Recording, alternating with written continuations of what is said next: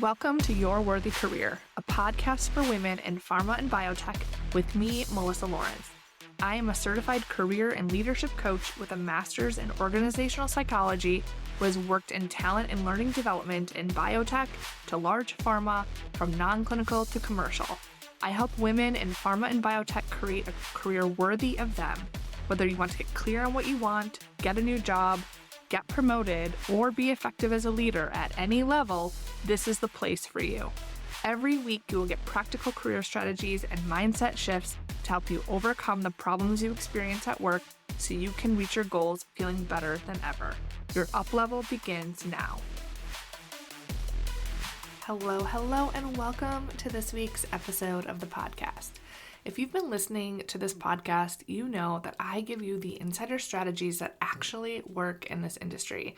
The things I learned sitting in leadership rooms when I worked in industry, leading teams and coaching women through the exact challenges that you're facing right now. And we kicked off the first episode of this season strong. If you reached out to me to tell me how happy you are that this podcast is back, or something you love about it, how excited you are for my book that's coming out, it really did mean the world to me, because I do all of this for you. My book, my podcast, what you see on social media, my whole business was really created to help you. So I love hearing how what I put into the world positively impacts you. Now, today we're talking about why this job market requires a different approach if you're looking for a new role or promotion, and why some women are advancing in this tight market while others stay stuck, because it has nothing to do with talent or credentials. I'm going to share a real client story that you might see yourself in and illustrate for you what the invisible rules are and what they can actually look like in talent conversations, in leadership rooms that you're not in, and why I wrote my book, Your Worthy Career, to address the gap that exists in this industry for women like us. Now, if you've ever felt like you're doing everything right, but you're still not getting the results that you want in your job, looking for another role with another company, like this episode is for you. So let's get into it. Now, some of the challenges that I hear from women in this industry is that they're applying to roles that they're qualified for and being ghosted, asking for a promotion that they really earned only to be told no, or there isn't a budget or need right now, interviewing and not getting offers, being told like you're doing great, but not getting the projects that actually give you the visibility that you want.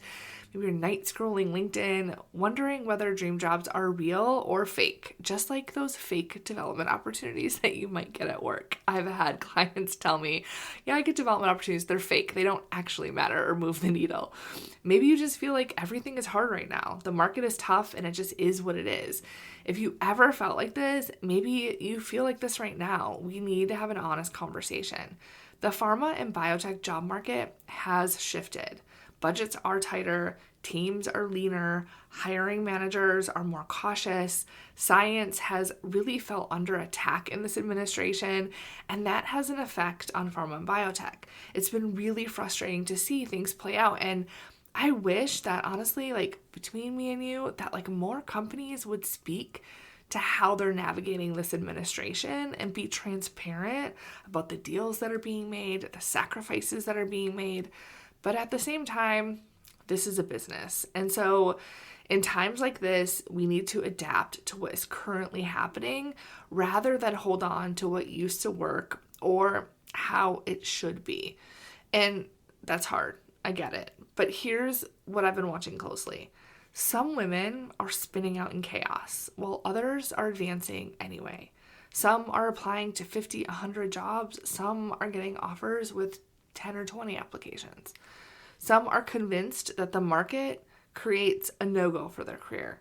Like the troll under the bridge, if you remember, that doesn't let you pass. Oh my gosh, I don't remember I feel like there was a rhyme that went with that where you couldn't pass the bridge because of the toll. I don't know, that just came to mind. That troll story from when I was a kid, so random. Anyway, when you think of that, what do? You literally don't see the opportunities that do exist when you're thinking there's this troll that's stopping me from crossing, stopping me from getting to my goal. You don't see another way other than that bridge which is the only way you know to get to the other side. But the women who are advancing, they're finding a hidden path, a walkway, some other door to get to that other side. It's the same market with a different outcome. This job market requires a different approach, a method that market-proofs your career, because there will always be layoffs and reorgs. I've worked in this industry since the beginning of 2009, and there have been layoffs everywhere that I worked the entire time, and they are still happening. Are they more frequent now? Yes, but they've actually been frequent for years. So it's time to be agile, to have a growth mindset and use a method that actually works for this industry and the pharma biotech market. Let's get more tangible, okay? I want to share an example with you. So my client, Sarah, had been a high performer at the same pharma company for over 20 years. She got consistently strong performance reviews, regular feedback that she was at the top of her pay range, which if that is you, that is so frustrating, right? They say it kind of somehow to recognize you, like if you're wanting more to be like, hey, you're already at the top, like, hey, we're giving you so much. But at the same time, it makes you feel stuck knowing that there's nowhere to go. So Sarah was also told that there wasn't a promoted role available, that the org chart, the way that they had designed their department, it just didn't exist. And so it was a bit of a wall, right? And you can't make more if you can't get promoted. Like, what do you do? So she did what high performers do. She took on stretch projects to challenge herself and prove that she was ready for more, thinking that she could really show her leadership team a different side of her, what she could really do, and that could maybe open their wallets, their perspective, and maybe get her into another opportunity. So she delivered, she stayed committed, but she started to feel stuck. And she knew when nothing was working, that additional work wasn't actually paying off, that the only way to advance would be to leave. Except she didn't want to leave. She had built her career at this company. She was loyal to this company. She knew the people. She understood the systems. And leaving felt like starting over, like a grieving process. So when she built up the courage to see what was out there, to start looking at external opportunities, she felt worse. She was so niched in her role that she wasn't sure how her experience would fit anywhere else. She couldn't find a better job, and she wasn't sure she really needed to leave despite feeling stuck because she had a good job on paper. She was at the top of her pay range, right? Maybe she should just be patient. So she didn't make a change until she had a conversation with her manager that just gave her the clarity she needed to know that she needed to do something else. He told her that he could see about giving her access to some new projects, but the organization wasn't set up to have a promoted role, and the business didn't see justification for adding one. It made it really clear in these conversations she had had before, where she was giving similar feedback, but it wasn't as crystal clear as this. Is like, listen, I talked to the skip level, I talked to the senior leadership, like there's no justification, this isn't going to happen. But we understand you want to grow, we understand you want to feel challenged, so we can find some additional opportunities for you. Sarah was grateful for the opportunity, she appreciated her role, but she also felt a need to explore what other options could exist for her because her company was willing to expand her scope, but not her title. And because she didn't see options that fit externally either, that's when she reached out to me. So together we identified the role that aligned with her skills, her expertise, her lifestyle, and vision for the future. We executed a personalized strategy that led her directly to an associate director position at a new company. The hiring manager later told her that working with a coach and getting clear on what she wanted actually demonstrated that she was serious about her development in her career, was resourceful, and committed to her own growth. Instead of applying for jobs that she'd been settling for or staying in a role that didn't give her the growth that she wanted, she got clear on what she actually wanted outside of the influence of what she thought was possible at her current job or at a new one. She silenced all of that external data and went internal to figure out what that role could be. That clarity is the foundation of everything else that leads to new job offers and promotions. In this market, a lack of clarity gets exposed quickly. Because when companies are cautious, they don't promote or hire good enough. They move toward the person who feels necessary and who they can tell authentically wants to work with them too, who they know has a reputation of delivering and would be a good fit for the team. There are many qualified candidates applying, but when you know what you want and you're positioned effectively, you stand out. Now, let's talk about if you're internal to your company, some of the invisible rules or feedback that could also be stalling your career. When women in pharma and biotech reach out to me, they're usually at the same crossroads. They've done everything right. They still feel stuck, just like the example I shared with Sarah. They've earned the degrees, they've completed the certifications, they've delivered the results, they said yes to every stretch assignment, and still their promotion stall, it feels like a black hole, and really any change feels risky. The ladders for growth move slowly. They do reward visibility and politics as much as results, and often leave high-performing women waiting years longer than necessary to grow their career. I've sat in leadership meetings where the conversation isn't just about deliverables. It's about the way people work, the relationships they have, how they present themselves. And here's what makes this hard. This feedback is something that you're likely never told, unless you have a really close relationship with some of the leaders in that room that you're not in, that they will give you that candid feedback. So in a talent review, in a leadership meeting, someone might say, she is given the opportunity to present to senior leaders, and it didn't look like there was an effort made to prepare. So we gave her the opportunity, we gave her the chance, but she's saying she wants to get promoted, but when she went into that meeting, didn't look like she cared that much. One leader could say this and share it with others to taint their perspective. And I don't say this to give you something else to stress about, but you just have to recognize that you have a career brand. Your opportunities internally or externally require more than a strong resume and good performance. It is more about how people think about you. Think about work culture. How do people experience you? How do they experience you in meetings? What do they think of when they think of you? Right? That's what I mean by your career brand. It's not something that you have to create. It's something you already have. Something else that could be said is, this person delivers really well, but a stakeholder department doesn't know her and she keeps to herself, so we don't know how she'd do in a supervisory position. Or we want to support her growth. She does a great job, but what she wants to do isn't something we need right now. And that last one, it's not about what you want, it's about how you positioned the request. I have worked with women who try to make a business case on their own and get a role or promotion created for them, and they got good feedback that it actually would be needed for them to do this other work, but the way that they did their business case, the stakeholders that they involved, maybe the decision makers they identified, the way they communicated it fell flat. And so it wasn't necessarily that the role wasn't something that was possible, it's the way that it was positioned, the way that the request was approached. People have different biases and opinions to navigate. There isn't one uniform rule, so I can't tell you here's exactly what to do. It takes strategy, industry expertise, and the skill to effectively identify what the real feedback is in order to progress. And this is difficult to do on your own because you only see what you see. You don't have the expertise that I do, for example. You can't see what is so close to you clearly. You need an outside perspective when everything you're doing isn't getting the results that you want.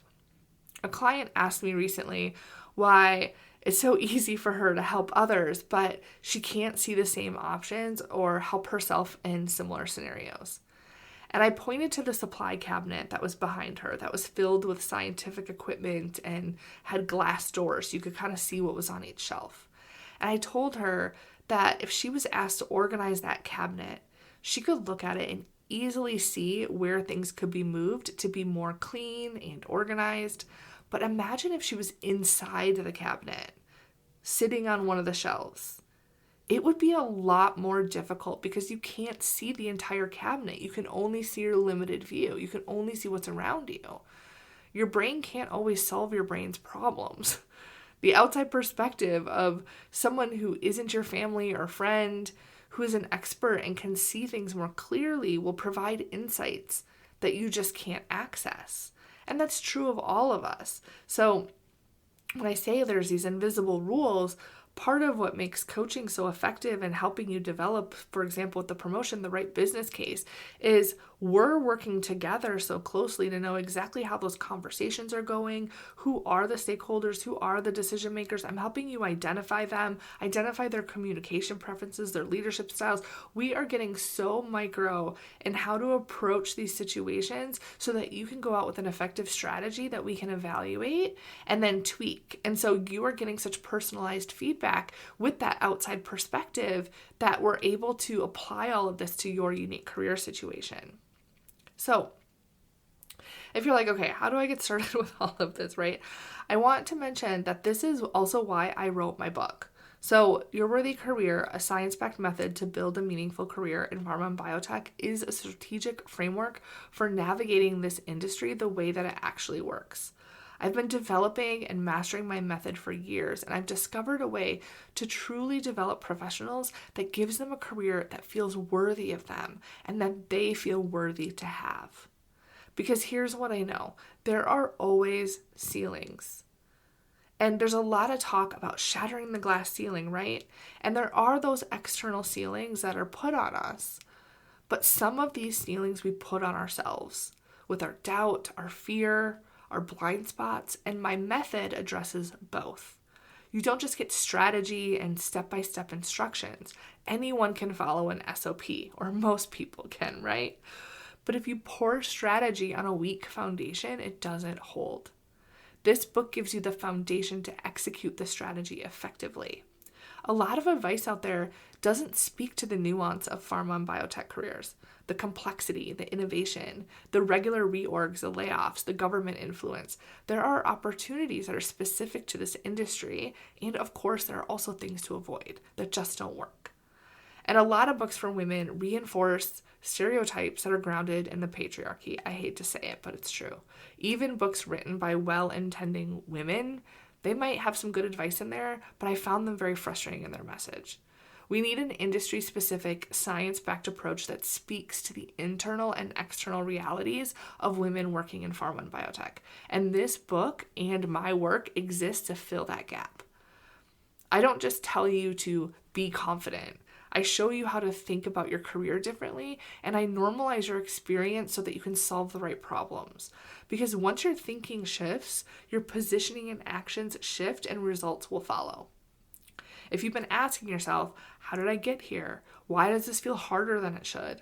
Is it supposed to feel like this? How can I feel in control of my career? How can I make a bigger difference? I wrote this for you. The book releases on Tuesday, February 24th, and I cannot wait for you to have it in your hands in just a few days. So here's what's happening on February 24th, and I want you to mark this in your calendar now. Like right now while you listen to this episode, ask Siri to do it if you're driving, okay? The book is going to be 50% off on Amazon for one day only. If you're going to grab it on February 24th because you will save 50%. Tell a friend, a colleague, share it with someone that you used to work with. But also, here's what makes release day different. When you purchase on February 24th, inside the book, there's a QR code. You can scan it and you'll get immediate access to the companion workbook completely free. The workbook pulls all of the exercises into one place, so you can actually apply what you're reading instead of just nodding along and saying yes and let me earmark that for another day. You're going to get a workbook that you can use so that you can implement every chapter. So the page to access that workbook online is only going to be up long enough for you to receive your copy and scan the code. So this isn't a forever bonus that's sitting out there. It's for the release week readers, the go-getters who show up on day one. I'll also be hosting a virtual book party and live Q&A where you can ask questions about the book and implement what you read and what is happening in the industry right now and kind of get some coaching and advice. This is a space to celebrate with you. So if you want details for that, join the waitlist at yourworthycareer.com/book-waitlist so you don't miss it. I'll have that link in the show notes.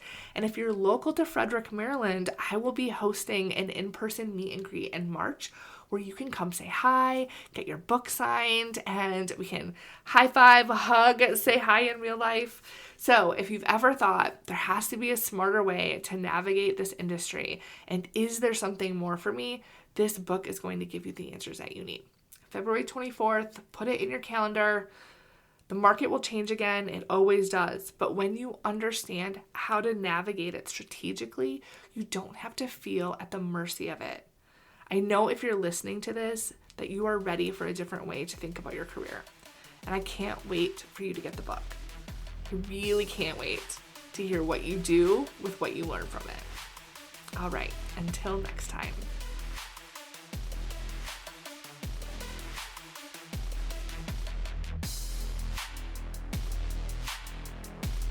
I have something special for you. The episode is over, but that doesn't mean your development ends here. If you enjoyed the podcast episode today, head to my website at yourworthycareer.com and check out additional free resources you can get access to right now. From joining my free VIP insiders to downloadable resources and trainings, you won't want to miss it. Head there now.